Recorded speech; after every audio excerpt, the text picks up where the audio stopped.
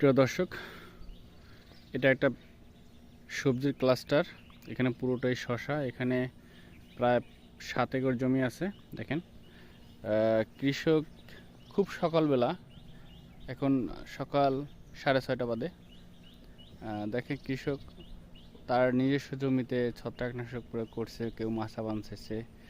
আর এটা হচ্ছে এই অভিনব কায়দায়, এখানে যাতে বৃষ্টির পানি চারার গোড়ায় যাতে না পড়ে পচে যায়, এই জন্য আর কি এই পলিথিন ব্যবহার করা।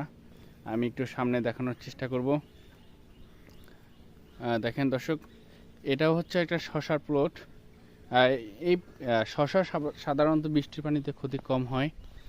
যদি অতিরিক্ত বৃষ্টি হয় তাহলে খুব বেশি ধরনের ক্ষতি হয়ে যায়। এখন পর্যন্ত এটার যে সমস্যা, এটা কেটে গেছে। আমি সামনে দেখাবো।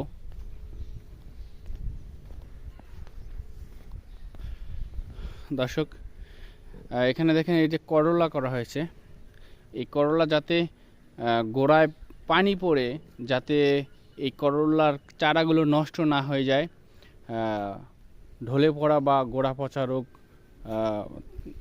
এই রোগে যাতে না ধরে, পাতাগুলো অতিরিক্ত বৃষ্টির কারণে থুবড়ে যায় যেহেতু চারা, এই জন্য আর কি কৃষক অভিনব কায়দায়, দেখেন কত সুন্দরভাবে এরা যাতে চারার গোড়ায় পানি না পড়ে, এই জন্য এই কৌশলটা অবলম্বন করছেন। তো অবশ্যই আপনারা এই পদ্ধতিটি ব্যবহার করবেন। আশা করি আপনাদের সবারই উপকারে আসবে। ধন্যবাদ সবাইকে।